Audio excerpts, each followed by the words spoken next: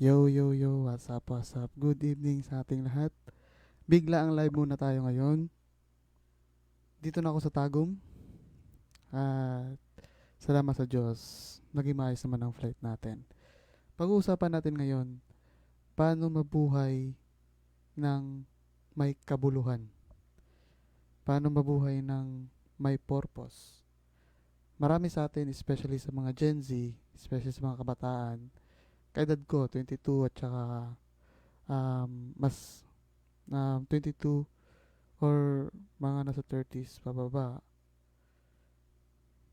marami akong naririnig or marami akong feedback na naririnig sa mundo na parang walang purpose yung buhay nila. At isa ako sa mga naka-experience dati niyan. Ewan ko ba, di ko alam sa di malaman na kadahilanan. Madalas, nasa generation namin, nakaka-feel ng ganyan. Nakaka-feel na walang silbi yung buhay nila. Parang wala silang ginagawang something na may purpose sa buhay nila. Kaya nakakaramdam sila ng ganyan. At especially ako, nakakaramdam din ako ng ganyan. At magsishare ako ng mga konting tips based sa aking experience. Paano buhay ng matagal. Kaya kung ikaw, gusto mong malaman, tapusin mo ang live na to para baka makatulong tong isi-share ko sa inyo ngayon. Ayos. Ako nga pala si Kyle, 22 years old ngayon. At sinusubukan at sa awa ng Diyos, may kabuluhan naman onte yung buhay natin ngayon. Ayos, shoutout muna sa mga viewers natin ngayon. Nakatayo ako ngayon kasi first time yung setup ko. Medyo bago sa akin tong setup na to. And then mas feel kong tumayo ngayon. Shoutout sa ating mga viewers. Ayos, mag-comment na kayo dyan if meron kayong mga katanungan. Before ko magsimula, before ko i-share yung mga tips, meron muna akong kwento. Diba? Gusto nyo kwento? Saglit lang na kwento, syempre.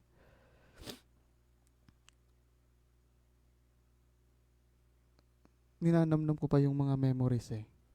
Pero ito yung i-share kong naaalala ko. Maagang nawala yung tatay ko. Mga grade 9 ako. Tapos,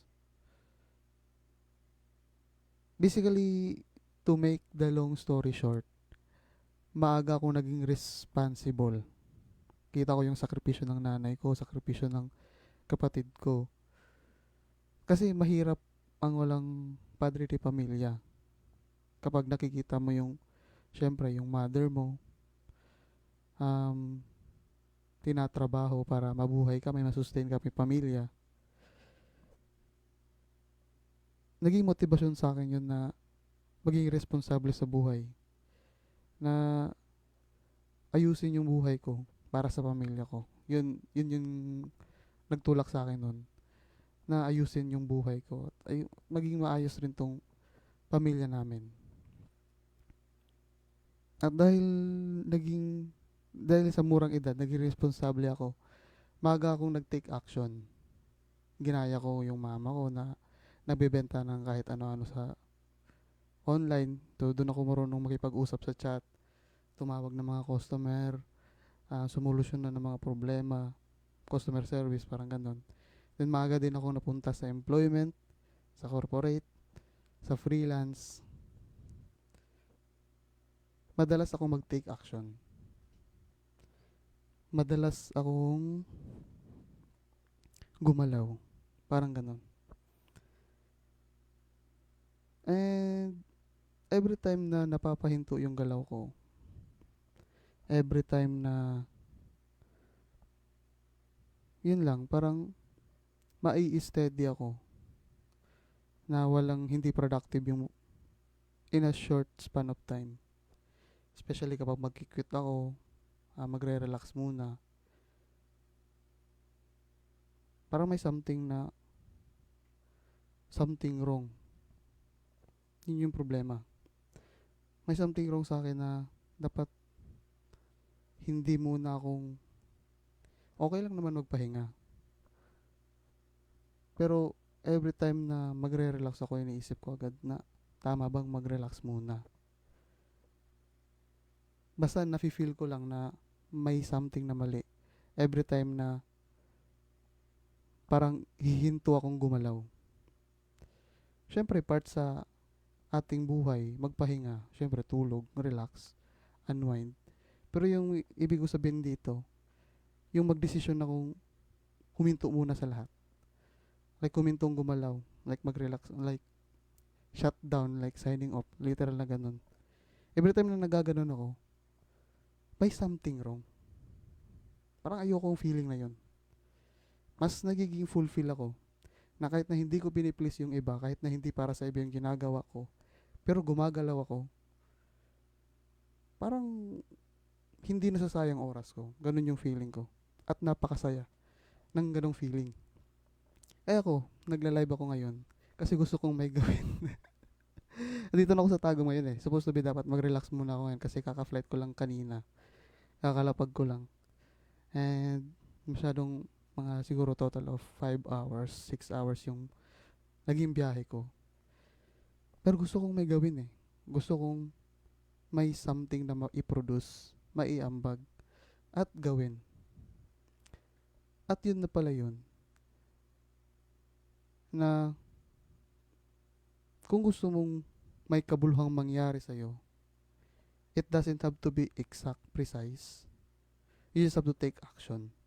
And dito ko i-share sa live na to kung paanong magkabuhay na may kabuluhan. How to live life with purpose. Ayos. Hindi ako nafe-feel ko nga na hindi ko dapat sinishare to kasi sobrang bata ko pa para mag-share ng gatong topic. Pero I'll share it anyways. Baka makatulong. Hindi ko naman sinasabing i-consume nyo lahat. Pero baka makatulong lang tong mga sasabihin ko sa inyo. Ayos. Check ko muna yung comment. Baka may nag-comment. Ayos. Okay, walang nag-comment. Proceed tayo.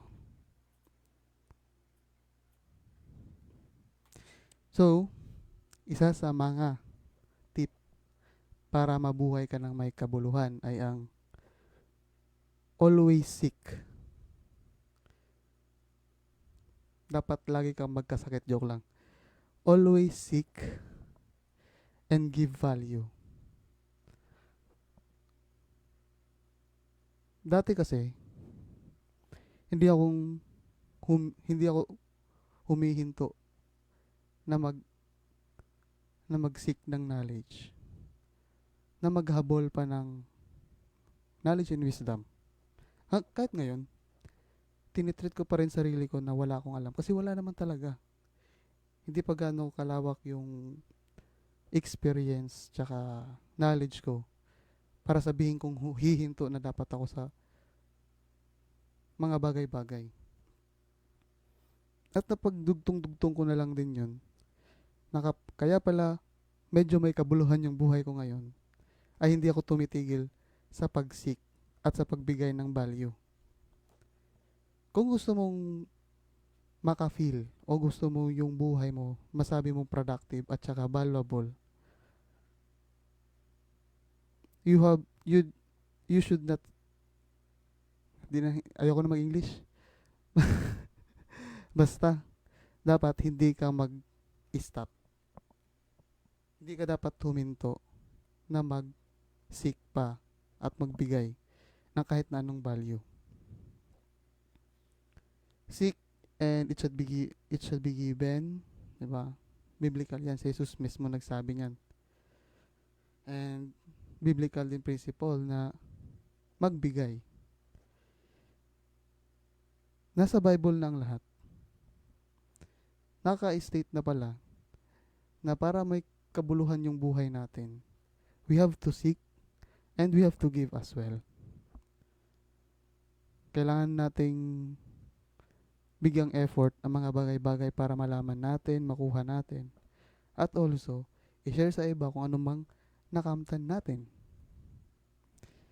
Yan isa sa mga tip. Always seek and give value. Ayos. Isa pa sa mga tip para magkabuhay ka ng may kabuluhan ay ang don't stop working. Huwag kang huminto sa pagtatrabaho. Inspired tong tip na to sa libro ni Hector Garcia and Frances Miralles. Hindi ako sure kung tama yung pagka-pronounce ko. Ikigai. The Japanese Secret to a Long and Happy Life. De part lang yun sa naging inspiration niya. Kasi ang sabi ng libro dito, ang mga Japanese hindi nagre-retire. Kahit sa anong tanda nila, nagtatrabaho pa rin sila. Kabaliktaran sa pantasya ng buhay na binibigay at pinapakonsume sa atin. Na dapat in early age, mag-retire na tayo, huminto na tayo sa trabaho. Trabahuin dapat yung mga dapat trabahuin para early tayo makapag-relax at makapag-hinto sa trabaho. Checkmate ka dun. Kasi isa sa mga purpose ba't andito tayo sa mundo is because we have to exert effort and work.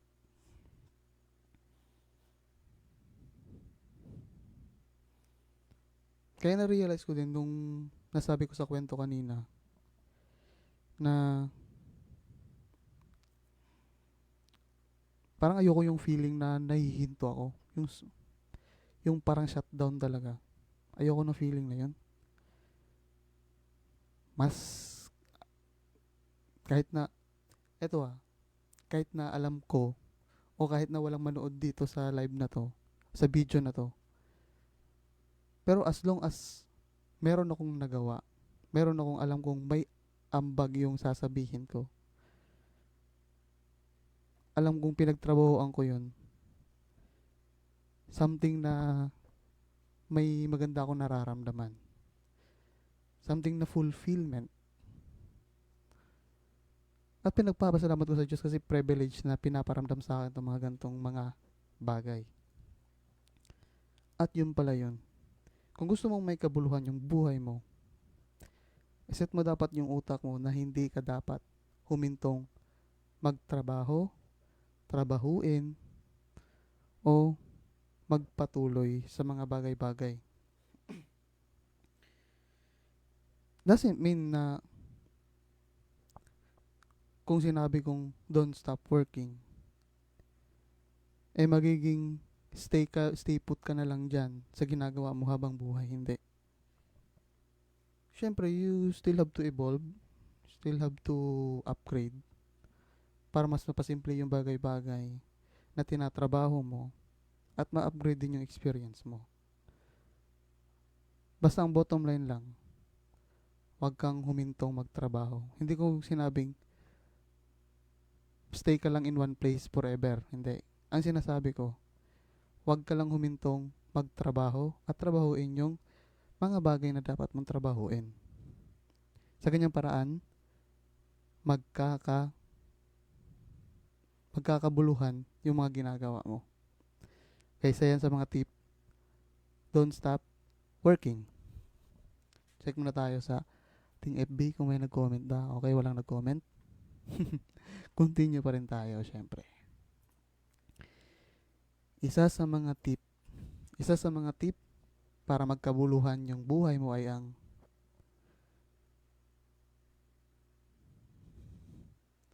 monetize to sustain.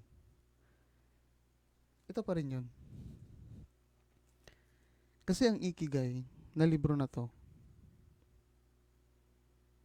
parang dinudugtong niya yung mga studies para maging masaya at maging kabuluhan yung buhay mo. At isa dun, yung pagmo-monetize sa skill set at passion mo. For example, magaling ka sa arts. Siyempre, habang ginagawa mo yun, passionate ka, masaya ka, pero hindi yun nagtatapos dun. dapat kailangan mo ma-monetize yan para ma-sustain mo yung sarili mo at may pagpatuloy mo yung passion at saka happiness mo at the same time yung purpose mo, 'di ba? Yun eh. Kailangan mong ma-monetize yan para maging sustainable ka as a person, as a business, o kahit na anong career man yang pinupurso mo. You have to monetize it to sustain. So isa yan para mayroong kabuluhan at may sustain yung buhay mo. Ay you have to monetize it to sustain yourself. Ayos. Isa pa sa mga tip na mabibigay ko para magkaroon ng purpose o kabuluhan yung buhay mo ay ang submit and admit.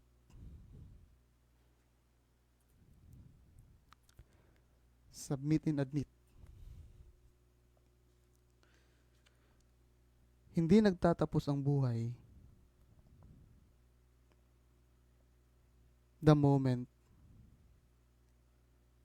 na alam mo na ang lahat sa mundo. Kasi hindi mangyayari yan.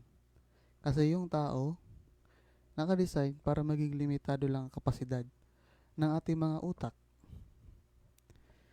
Kaya hindi gumagana na maging hambog. Hindi gumagana ang sistema na hindi open sa kamalian, yung magiging hambog ka na, masyado ka ng mataas ang tingin mo sa sarili. Hindi gumagana ang sistema na yan. At hindi ka mabubuhay ng may kabuluhan dyan. Sinasabi ko na sa'yo. Nakadesign tayo na mag-lead, mamuno, pero at the same time,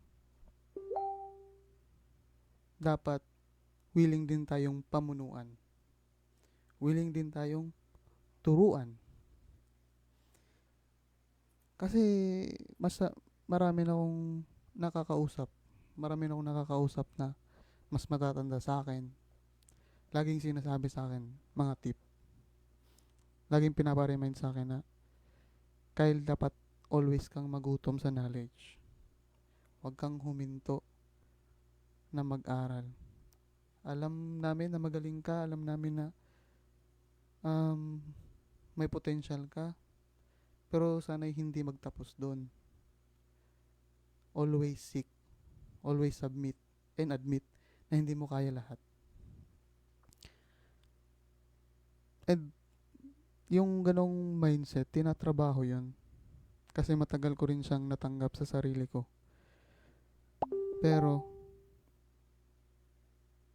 tinanggap ko na rin na para maging makabuluhan yung buhay mo, ang buhay pala ay hindi lang about sa sarili mo.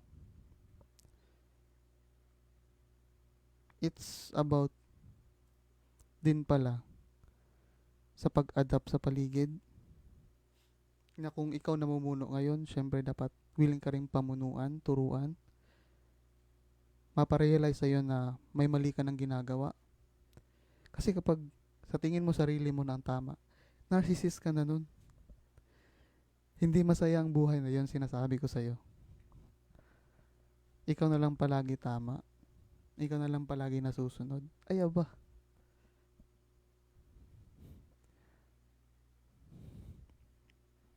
Hindi masaya ang buhay na ma-pride. I've been there many times. And sometimes, nadadapa pa rin ako sa ganyan kasi trabaho pa rin kasi yan. At dinadalangin ko always, pinagpa-pray ko na naway pag nasa ganyan akong sitwasyon, nagpapasalamat naman ako na mayroong mga taong nagpapa-remind sa akin na bata ka pa lang. Hindi dapat minamadali ang mga bagay. Hindi dapat tinitake shortcut ang mga bagay. Kailangan pang maraming matutunan, kailangan pang maraming mapagdaanan para makamit yung gusto kong makamit sa buhay. You have to submit. Kailangan mo tanggapin na kailangan mo ang iba. And you have to admit that you need help. Na hindi sustainable ang tao na siya lang. Hindi sustainable ang tao na mataas ang sarili. Mataas ang tingin sa sarili. Kaya nga may Diyos para tulungan tayo. Para ma-practice natin na dapat tayong mag-submit na tao lang tayo. Ginawa tayong tao, babalik sa abo. Di ba? Galing tayo sa abo, babalik tayo sa abo. And we have to admit as well na kahit anong ginagawa natin dito sa mundo, ang tanging matitira lang ay ang memories at ang legacy iniwan mo. Pero yung the rest, wala na yan. Nawawala din. Bakit ko ba sinishare to sa inyo? Bakit ko sinishare na kahit sa murang edad ko, nagsishare ako ng gantong mga kalalim na topic? Kasi hindi madaling, mahirap lunukin at the same time, napakahirap mabuhay ng walang purpose. Sobrang hirap, sinasabi ko sa inyo. Sa sobrang hirap, iba nagpapatiwakal,